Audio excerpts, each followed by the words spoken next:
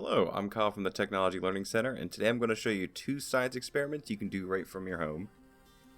Now, our first experiment not only is going to demonstrate how density works between liquids, but is going to leave you with a very cool homemade lava lamp. For this, we're going to need a bottle of water, a cooking oil, in this case I have vegetable oil here, and some colored food dye. Now, to understand how this experiment works, you need to understand how density works. Density is essentially how much stuff is in a substance. The denser a liquid is, the harder it is for things to go through it. Because of that, when you combine two liquids of different densities, in this case like our water and vegetable oil here, you'll see that they don't want to mix together, and the denser liquid, in this case the water, will rest on the bottom, while the less dense liquid, our vegetable oil, will sit on the top. You can also see that in action here as we add the food dye to this mixture.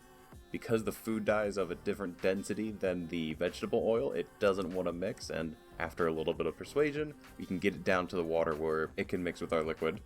Knowing all of that, we can now make our homemade lava lamp by mixing our water and our vegetable oil, dyeing the water so it's easier to see, all inside a water bottle to create our very own lava lamp.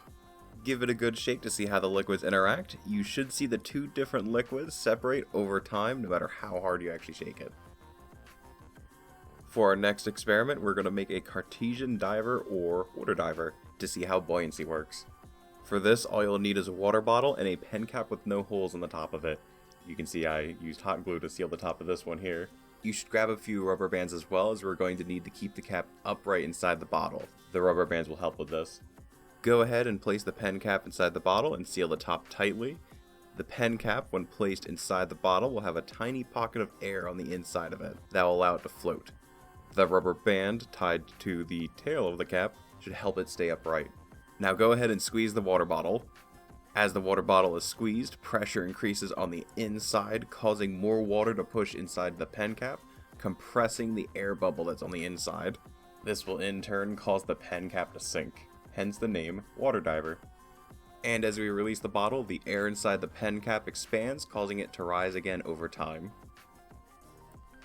I hope you enjoy these experiments. For more videos, make sure to follow the Technology Learning Center on Facebook for more stuff to do with your family at home. Enjoy your experiments.